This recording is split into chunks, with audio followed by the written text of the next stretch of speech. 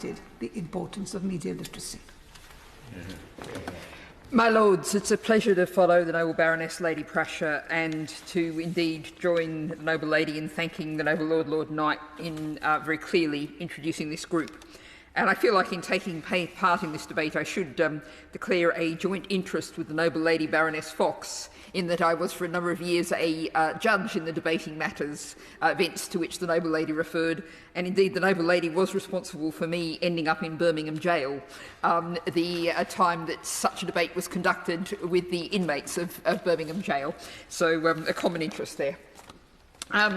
I just want to pick up a couple of additional points, and I'm going to start by referring to the fact that before I joined your Lordship's committee in here today, I was in the final stages of the committee debate of the Economic Crime Bill, and the Noble Lord, Lord Sharp of Epsom, probably unintentionally, essentially provided a powerful argument for the amendments we're debating here now.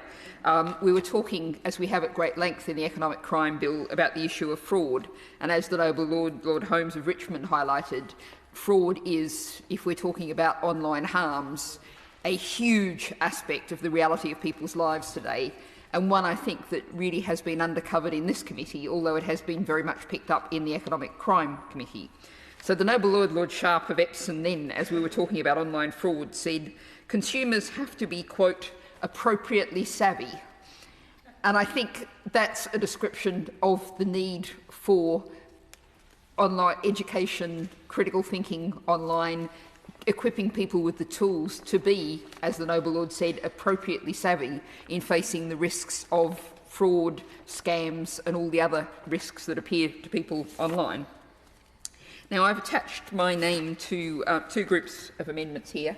Two amendments here, 91, which is about the providers of Category 1 and 2A services having a duty, and then the Amendment 236 about an Ofcom duty. And I think this is very clearly joins together two aspects. The providers are making money out of the services they provide. That gives them a duty to make sure that they make some contribution towards the potential harms that their services present to people.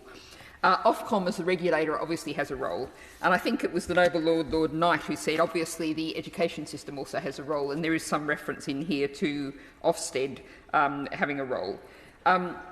What we need is a cross-society, cross-systems approach, which is where I would also make the point that we really need to think outside the scope of this bill, but it's part of the whole package about how the education system works, because media literacy is not, I would suggest, a standalone thing that you can separate out from more broadly the issues of critical thinking.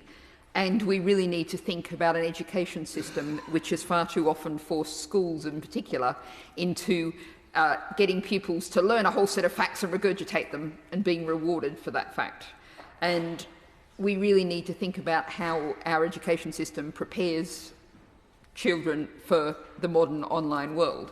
And I think there's a great deal we can learn from the example often cited but worth referring back to of Finland, which is by various tests has been ranked as the country in the world most resistant to fake news. And there, starting from age 7, there's a very clearly built-in questioning, scrutiny, challenge being encouraged among pupils. And that's something that I would say we need to transform our education system to achieve. But of course, there are many people who are using the internet now who are not part of our education system. This needs to be across our society, and focusing on Ofcom's responsibilities and the provider's responsibilities, I would say absolutely have to be on the face of this bill.